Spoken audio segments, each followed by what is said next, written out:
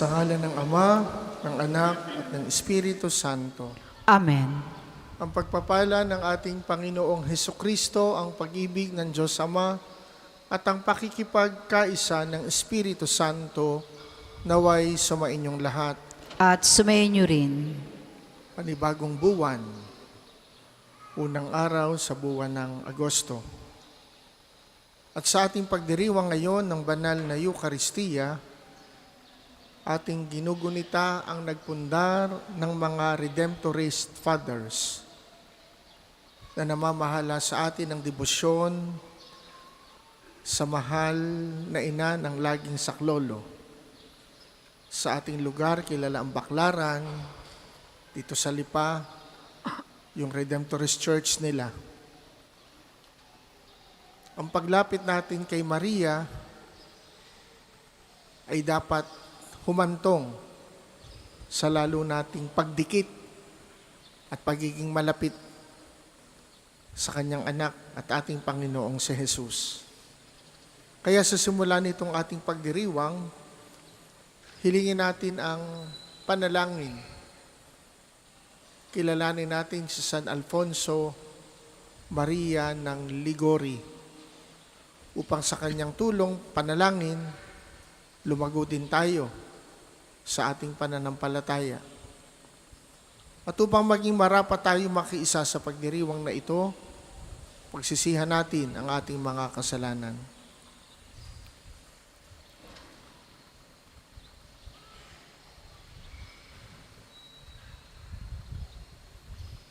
Inaamin ko Sa makapangyarihang Diyos at at sa inyo mga kapatid, na lubha ako nagkasala sa isip, sa salita at sa gawa, at sa aking pagkukulang.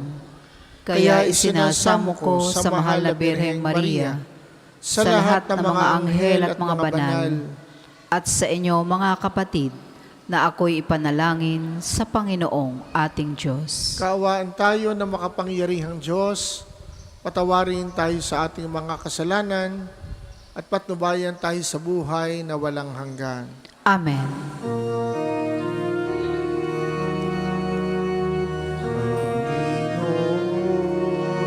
kaawaan mo kami, kaawaan mo kami. Panginoon, kaawaan mo kami, kaawaan mo kami. Kristo, kaawaan mo kami, kaawaan mo kami. Kristo, kaawaan mo kami, kaawaan mo kami. Panginoon, kaawaan mo kami, kaawaan mo kami. Panginoon, kaawaan mo kami, kaawaan mo kami. Manalangin tayo.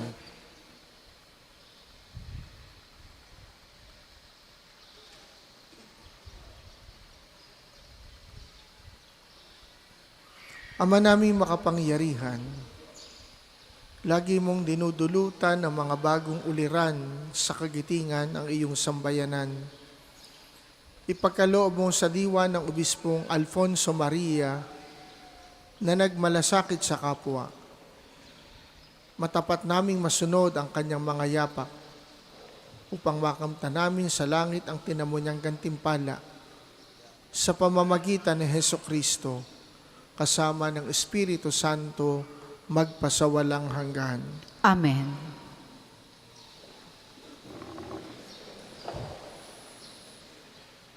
Pagbasa mula sa aklat ng Levitiko.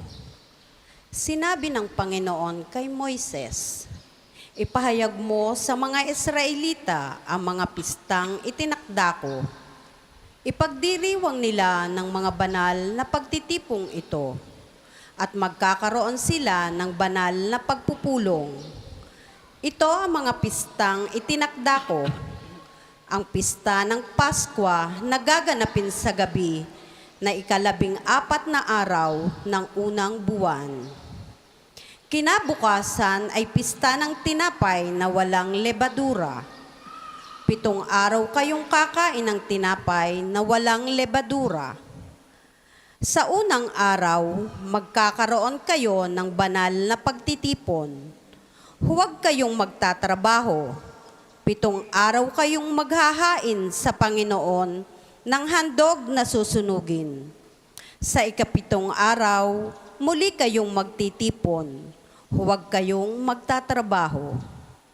Sinabi pa ng Panginoon kay Moises, sabihin mo rin sa mga Israelita na pag naroroon na sila sa lupaing ibibigay ko sa kanila, tuwing anihan ay magdadal sila sa sardote ng isang bikis ng una nilang ani. Ito'y ihahandog niya para sa inyo.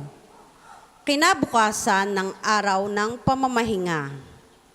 Mula sa kinabukasan ng araw ng pamamahinga, araw ng pagdadala ninyo ng bikis na ani, magpaparaan kayo ng 7 linggo. Ang 50 araw ay tatama sa kinabukasan ng araw ng pamamahinga. Sa araw na iyon, magdadala kayo ng handog na pagkain. Ang 10 araw na 7 buwan ay araw ng pagbabayad sa sala. Magkakaroon kayo ng banal na pagtitipon. Sa araw na iyon, mag-aayuno kayo at mag-aalay ng handog na pagkain. Mula sa 15 araw ng 7 buwan, magsisimula ang pista ng mga tolda. 7 araw na itong ipinagdiriwang. Sa unang araw, magkakaroon kayo ng banal na pagtitipon at huwag kayong magtatrabaho.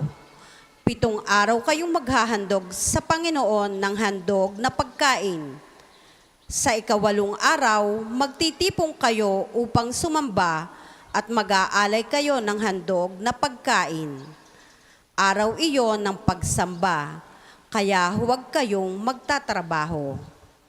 Iyan ang mga pistang itinakda ng Panginoon. Mga araw na inyong banal na pagtitipon.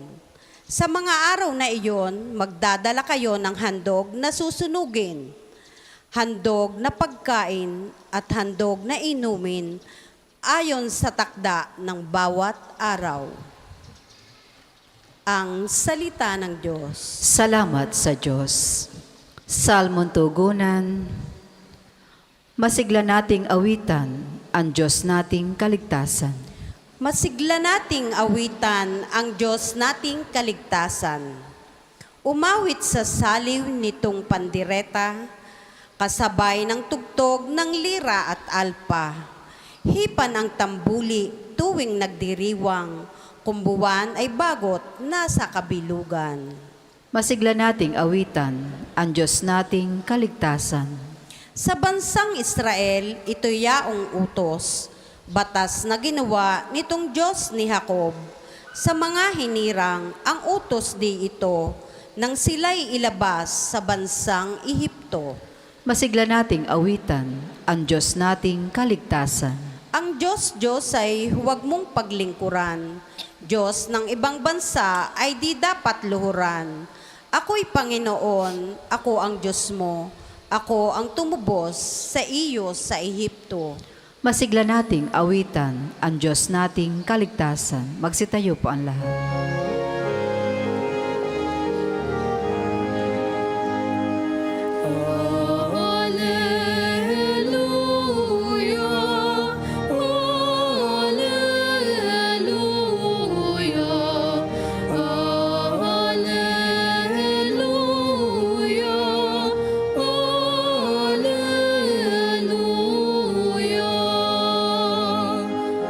Balita sa inyo ngayon.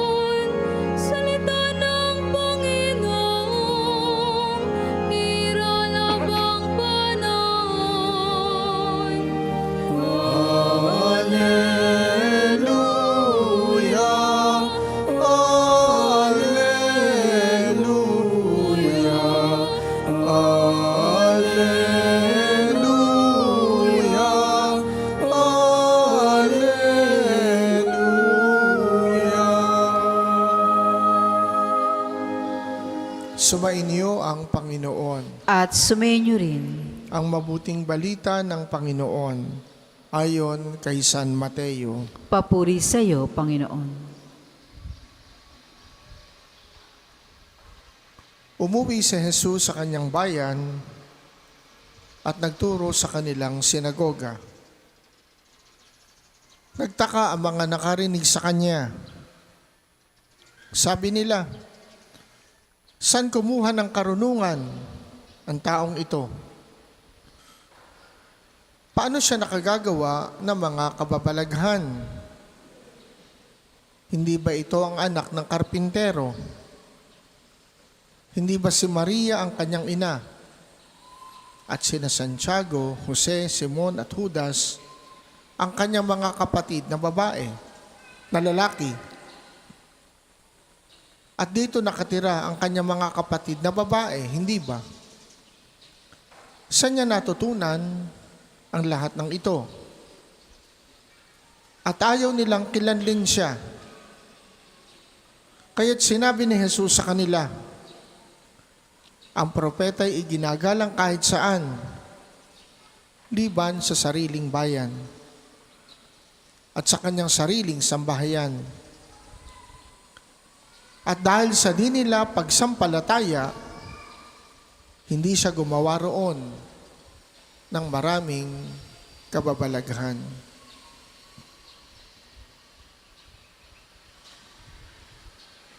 Ang mabuting balita ng Panginoon.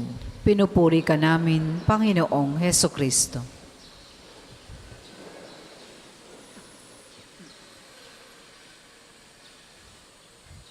Whatever is received according to the capacity of the recipient. Ang atin daw tinatanggap ay depende sa ating kakayanang tumanggap. Ang isang basong tubig na 12 ounce ang laki ay hindi kayang tumanggap ng tubig mula sa isang pitsil na 1 litro. Kahit ibuhos ng ibuhos sa baso na 12 ounce lang ang laki, hindi kayang ipasok ang lahat ng tubig. Matatapon lamang at masasayang. Bakit? Dahil yun lang ang kanyang laki. Yun lang ang kakayanang tumanggap niya ng tubig. Pag umabot ng 12 ounce, tapos na. Ang sabi sa Ebanghelyo, hindi si Jesus gumawa ng kababalaghan sa sariling bayan. Bakit kaya? Ipinagdadamot niya ang kanyang kapangyarihan. Ang dahilan, ang sabi, dahil sa di nila pagsampalataya. Yung palang mga kababalaghan, himala, divine intervention, ay nangyayari sa ating buhay, in a way, depende rin sa ating kabukasan. Kung papaano at gaano natin tatanggapin ang mga ito.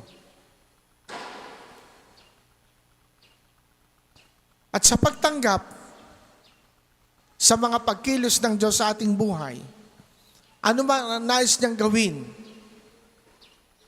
Ang laging isang malaking faktor ay ang pananampalataya. At sa pagpapaliwanag ni Jesus, sa larangan ng pagtanggap sa mga biyaya ng Diyos, sa mga himala ng Diyos, sa mga kababalaghan ng Diyos, ang madalas niyang sabihin at ipaalala, ang may pandinig ay makinig. At sabi sa sulat ni San Pablo sa taga-Roma, ang pananampalataya ay nagmumula sa pakikinig. Kaya malaking bagay para mangyari sa atin, mag-operate sa atin, Ang biyaya ng Diyos ay yung ating pagsampalataya. At ano ang pagsampalataya? Pagbubukas ng sarili para makapasok ang biyaya. Kahit gano'ng karaming biyaya ang nais pumasok, kung tayo sarado, sarado ang isip, sarado ang puso, sarado ang kalooban, sarado ang kaluluwa, hindi ito ipipilit ng Diyos. Sapagkat kung merong isang bagay na hindi aalisin ng Diyos sa ating buhay, kayang alisin ng Diyos ang kasalanan sa atin. At yun ang kanyang dahilan. Kaya pumarito si Jesus, Kordero ng Diyos na nag-aalis ng mga kasalanan ng sanlibutan. Pero merong isang bagay ang Diyos na hindi aalisin, hindi aagawin sa atin. Ipinagkaloob ito sa atin nung tayo magkaroon ng buhay, isilang, hanggang sa tayo papanaw, hindi aagawin ng Diyos. Ano ito? Kalayaan. Kalayaan. Yung ating kakayanang magpasya sa ating buhay. Hindi kailan naman yan papakialaman ng Diyos. Hihimukin tayo, aanyayahan tayo, kukulitin tayo. Minsan, itatap tayo ng Panginoon para tayo matauhan. Pero sa katapusan, igagalang niya ang ating kalayaan. At yung kalayaan at pananampalataya, they work hand in hand. Sapagkat ang tunay na pananampalataya ay nagmumula sa malayang pagpapasya. Na ibukas ang sarili, patuloyin ang Diyos, tanggapin ang Diyos, yakapin ng Diyos sa ating buhay. At yan ang buhay ng mga banal.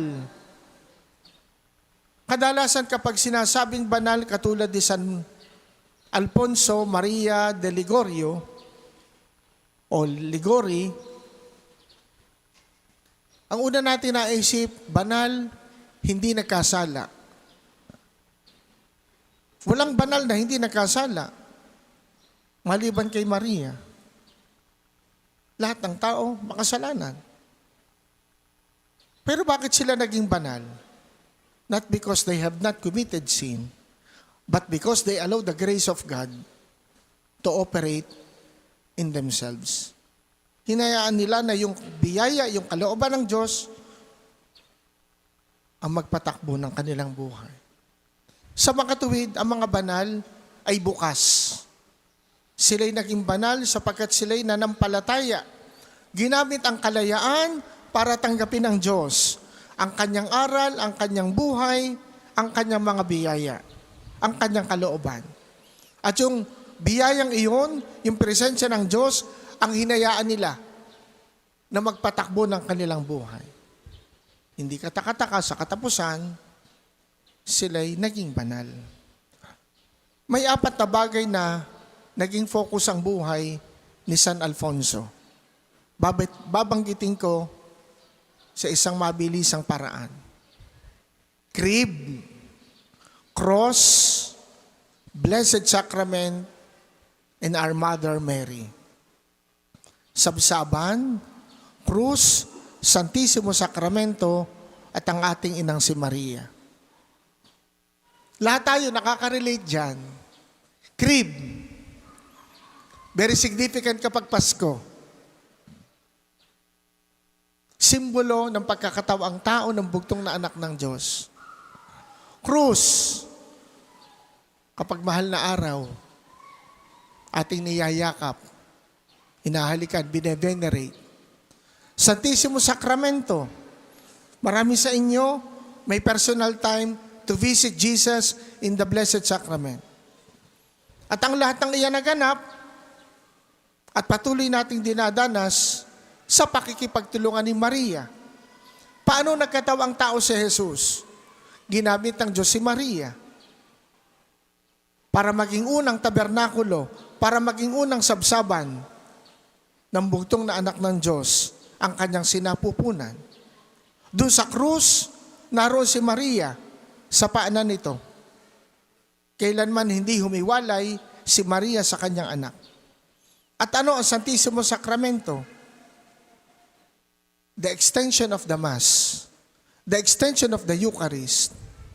Si Jesus na naging tinapay. At hindi magiging tinapay si Jesus kung hindi siya nagkatawang tao. Sapagkat ang sabi niya, the bread that I will give you is my flesh. Ang tinapay na ipagkakaloob ko sa inyo ay ang aking laman. Ano yung laman? Tao. May laman. Tingnan natin sa ating sarili itong apat na naging focus ng buhay ni San Alfonso Maria. Kung papaano tayo hinihimok nito at tinutulungan nito na lumalim sa ating pananampalataya. The crib, the cross, the Blessed Sacrament, and our Mother Mary. Magsitayo ang lahat. Buong taimtim at tiyaga tayong lumapit sa ating amang makapangyarihan. Hilingin natin ang ating mga pangangailangan, ang ating itutugon. Panginoon, kaawaan mo kami't dinggin. Panginoon, kaawaan mo kami't dinggin. Para sa simbahang Katolika at mga hinirang na tagapamuno rito sa pangunguna ng banal na Papa Leon, ng lahat ng mga obispo at mga pari, upang ang pagsasalang-alang ng Diyos sa mga taong mabubuti ay madamanawa ng sangkatauhan. Manalangin tayo. Panginoon, kaawaan mo kami't dinggin. Para sa mga bansa at mga piniling lider, upang ang kagandahang loob ng Diyos sa sinumang kumakatok at humihingi ng kanyang pagpapala ay matamunawa ng sangkatauhan. Manalangin tayo. Panginoon, kaawaan mo kami't dinggin. Para sa mga dukha at may iba't ibang tiisin, upang ang pagkatok na mata mo, ang mga biyaya ng Diyos ay huwag nawa nilang kapaguran. Manalangin tayo. Panginoon, kaawaan mo kami't dinggin. Para sa mga kapatid nating nawawala at pinaniniwala ang pumanaw na, partikular ang mga sabungero, nawa ay pagkalooban sila ng Panginoon ng kapatawaran sa kanilang mga kasalanan at ng walang hanggang kapahingahan sa kanyang kaharian. Nawa ay makamtan nila at ng kanilang mga naulilang pamilya ang kapayapaan ng kalooban sa pamamagitan ng pagkakamit ng hustisya at kapatawaran. Manalangin tayo. Panginoon, kaawaan mo kami't dinggin. Amang butihin, paulak mo nawa ang aming mga kahilingan. Ipagkaloob mong lagi naming kauhawan na makatagpus ka sa mga sakramento at sa mga dukha sa pamamagitan ni Hesukristo kasama ng Espiritu Santo magpasawalang hanggan. Amen.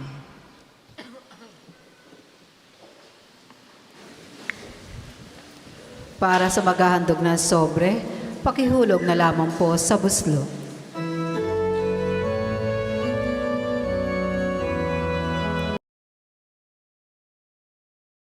Handog namin sa iyo, Ama, ang tinapay at alak na ito. Handog ng bayang umasa, sumasamba't nagmamahal sa iyo.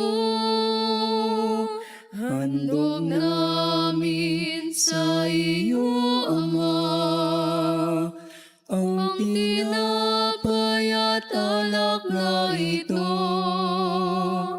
Handog ng bayang umasa, sumasamba't nagmamahal sa iyo. Magsitayo po ang lahat. Manalangin kayo mga kapatid upang ang paghahain natin ay kalugdan ng Diyos Amang makapangyarihan. Tanggapin nawa ng Panginoon itong paghahain sa iyong mga kamay, sa kapurihan niya at karangalan, sa ating kapakinabangan at sa buong sambayanan niyang banal. Ama naming lumikha, pag-alabin mo ang kalooban namin sa ningas ng iyong Espiritu na ipinagkaloob mo kay San Alfonso Maria para ipagdiwang ang paghahaing ito at sa pamamagitan nito ikaw ay mahandugan ng sariling pamumuhay bilang banal na alay sa pamamagitan ni Hesukristo kasama ng Espiritu Santo magpasawalang hanggan. Amen. Sumainyo ang Panginoon. At sumayin niyo rin.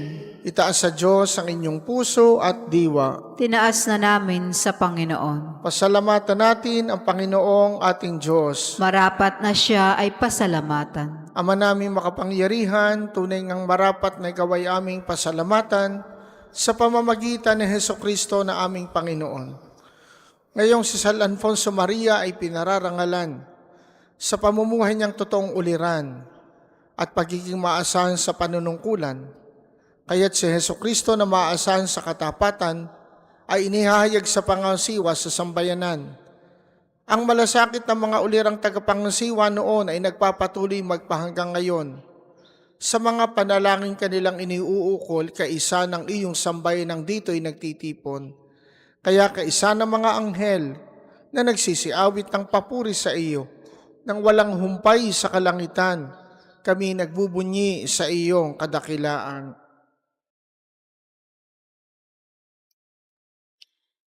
Santo, Santo, Santo, Panginoong Diyos, napupuno ang langit at lupa ng kadakilaan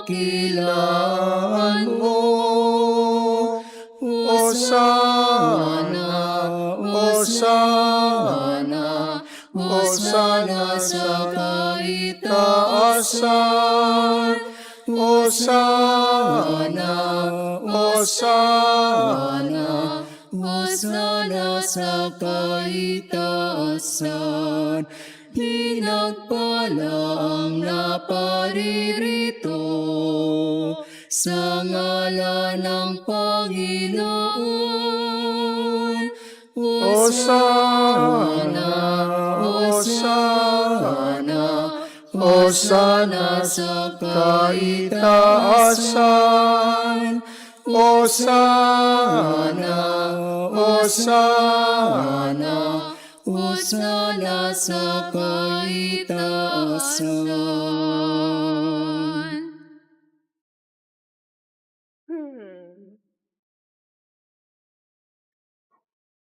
Ama naming banal, ikaw ang bukal ng tanang kabanalan, kaya't sa pamamagitan ng iyong Espiritu gawin mong banal ang mga kaloob na ito upang para sa amin ay maging katawan at dugo ng aming Panginoong Hesukristo.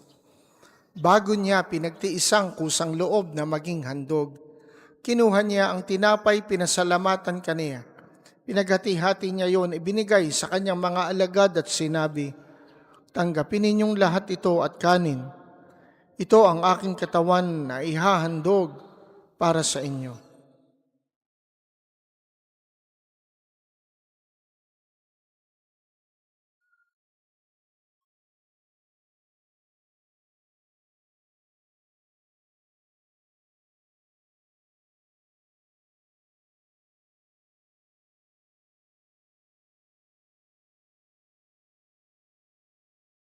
Gayun din naman, nung matapos ang hapunan, kinuha niya ang kalis.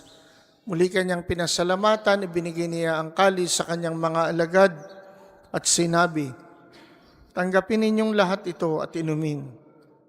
Ito ang kalis ng aking dugo, ng bago at walang hanggang tipan. Ang aking dugo na ibubuhos para sa inyo at para sa lahat, sa ikapagpapatawad ng mga kasalanan. Gawin ninyo ito sa pag-alala sa akin."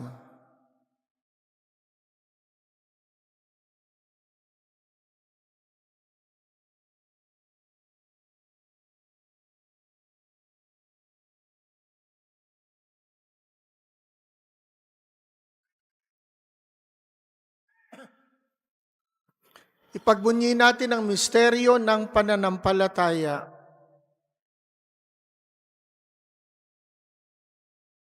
Si Kristo ay ngunit dahil sarili ay inihain,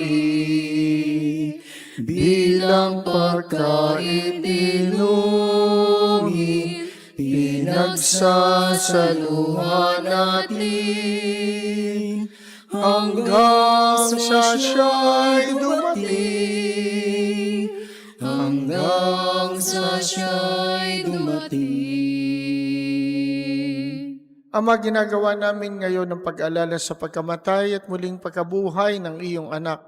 Kaya tiniaalay namin sa iyo ang tinapay na nagbibigay buhay at ang kalis na nagkakaloob ng kaligtasan. Kami nagpapasalamat dahil kami iyong minarapat na tumayo sa harap mo para maglingkod sa iyo. Isinasamo namin kaming magsasalo-salo sa katawan at dugo ni Kristo'y mabuklod sa pagkakaisa sa pamamagitan ng Espiritu Santo. Ama, lingapin mo ang iyong simbahang laganap sa buong daigdig. Puspusin mo kami sa pag-ibig. Kaisa ni Leon ika-14 na aming Papa at ni Gilbert na aming Obispo at ng Tanang Kaparian. Alalahanin mo rin ang mga kapatid naming nahimlay na may pagkasang sila'y muling mabubuhay. Gayon din ang lahat ng mga pumanaw. Kaawaan mo sila at patuloyin sa iyong kaliwanagan. Kaawaan mo at pagindapating kaming lahat na makasalo sa iyong buhay na walang wakas. Kaisa ng mahal na Birheng Maria na ina ng Diyos, ni San Jose na kanyang esposo, kaisa ng mga apostol, ni San Alfonso Maria, ni Santo Padre Pio, at ng lahat ng mga banal na namuhay dito sa daigdig ng kalugod-lugod sa iyo. Maipagdiwang nawa namin ang pagpupuri sa ikararangal mo sa pamamagitan ng iyong anak na aming Panginoong Hesukristo. Sa pamamagitan ni Kristo, kasama niya at sa Kanya, ang lahat ng parangal at papuri ay sa iyo, Diyos amang makapangyarihan, kasama ng Espiritu Santo, magpasawalang hanggan. Amen, Amen, Amen.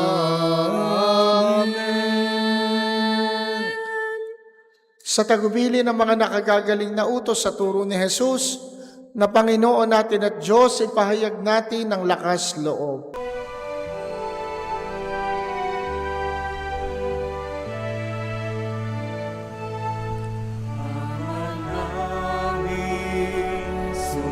Sumasalangit ka, sambahin ang ngalan mo, mapasa amin ang kaharian mo, sundin ang loob mo. Dito sa lupa, parang sa langit, bigyan mo po kami ngayon ng aming kakanin sa araw-araw at paglawarin mo kami sa aming mga sala para na pagpapatawad namin sa nagkakasala sa amin, at huwag mo kaming ipahintulot sa tukso, at iadya mo kami sa lahat ng masama. Hihiling namin kami adiya sa lahat ng masama. Pagkalooban ng kapayapaan araw-araw, iligtas sa kasalanan at ilayo sa lahat ng kapahamakan, samantalang aming pinananabikan ang dakilang araw ng pagpapahayag ng tagapagligtas naming si Hesukristo.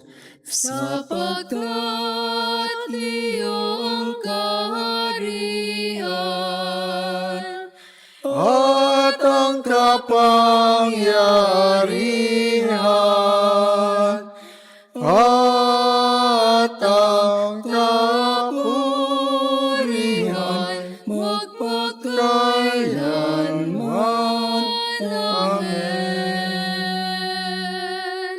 Panginoong Hesukristo, sinabi mo sa iyong mga apostol, kapayapaan ang iniiwan ko sa inyo.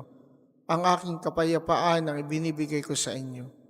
Tunghayan mo ang aming pananampalataya at huwag ang aming mga pagkakasala.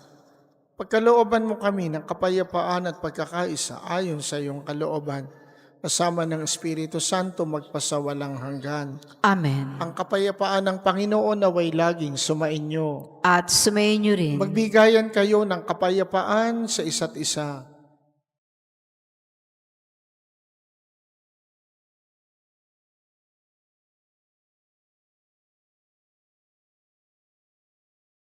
Kordero ng Diyos na nag-aalis ng mga kasalanan ng sanlibutan.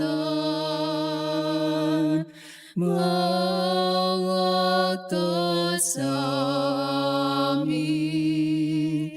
Kordero ng Diyos na nag-aalis ng mga kasalanan ng sanlibutan. Maawa ka sa amin. Agnus Dei qui tollis peccata mundi, dona nobis pacem, dona nobis pacem, dona nobis pacem.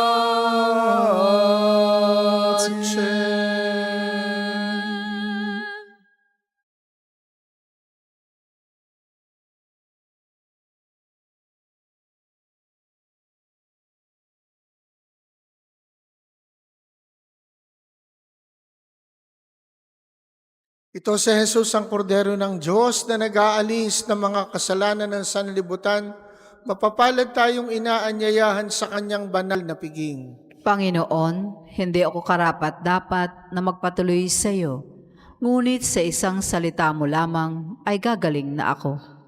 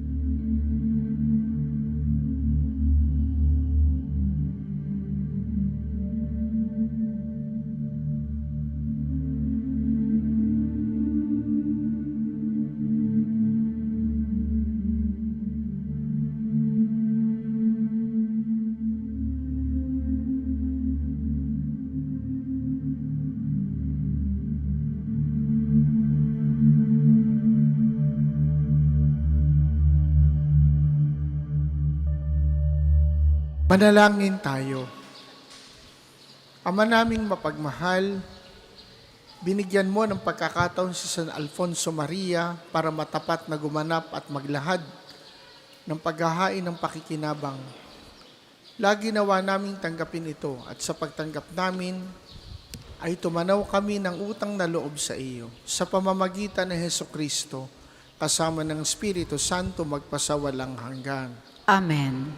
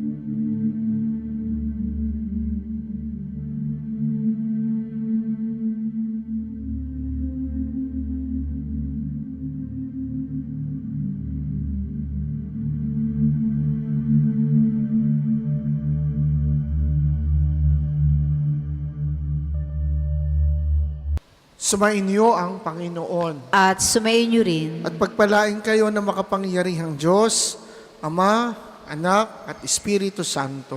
Amen. Tapos ng ating pagdiriwang, humayo kayong taglay ang kapayapaan. Salamat sa Diyos.